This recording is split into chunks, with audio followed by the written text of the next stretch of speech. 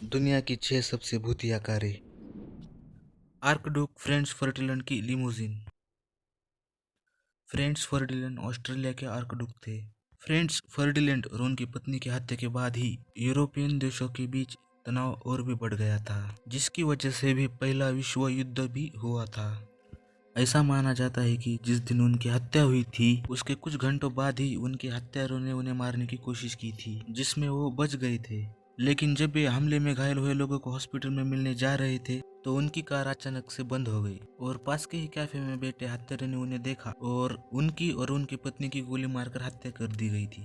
कहते हैं कि फ्रेंच फर्डिनेंड की मौत के बाद जिन 15 लोगों ने ये कार ली थी उनमें से अधिकतर लोगों की रहस्यमय तरीके से मौत हो गई थी और कुछ बड़ी घटनाओं का शिकार हो गए थे। और उसके बाद सन 1926 से ये कार दवा हिस्ट्री म्यूजियम एना में रखी हुई है। जॉन एफ कैनेडी की लिमोजिन। 22 नवंबर सन 1963 को अमेरिका के भूतपूर्व राष्ट्रपति जॉन एफ कैनेडी की लिमोजिन में गोली मारकर हत्या कर दी गई थी जब वे द लास्ट एग्जॉस्ट में एक परेड में हिस्सा लेने गए थे। कहते हैं कि कैनेडी की मौत के बाद 3 और राष्ट्रपतियों ने इस कार का इस्तेमाल किया गया था। सन 1978 में इस कार को हेनरी फोर्ड म्यूजियम मिशिगन में रखा गया था और माना जाता है कि ये कार बेहद ही हॉन्टेड है।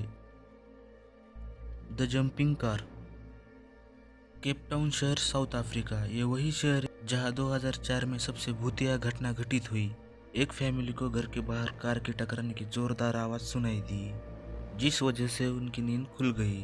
तो उन्होंने बालकनी से देखा कि उनकी कार फैन से टकरा गई है। उन्हें लगा कि कोई चोर उनकी कार चुराने की कोशिश कर रहा है। जब वे नीचे आए तो पता चला कि कार में तो कोई है ही नहीं।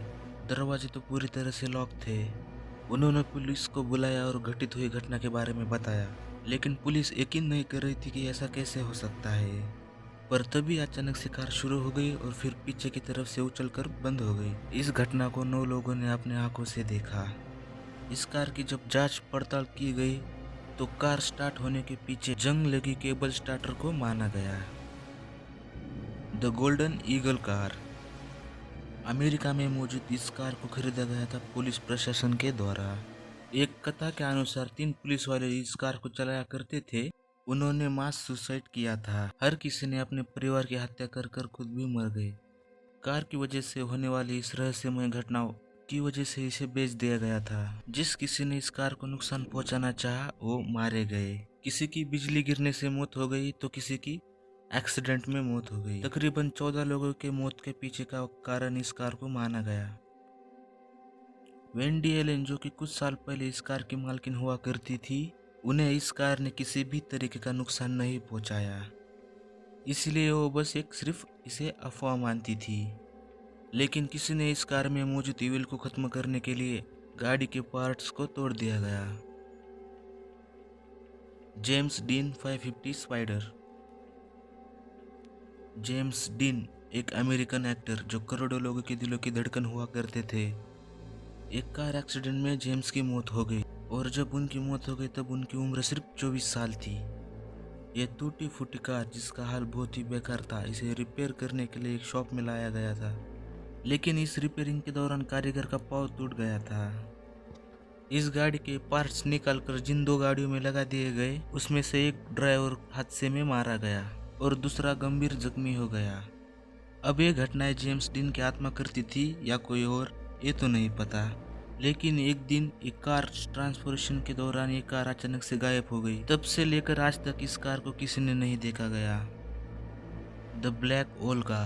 1960-70 के दशक में रशिया, पोलैंड, हंगरी और मंगोलिया इस कार की कहानी ने तहलका मचा दिया था।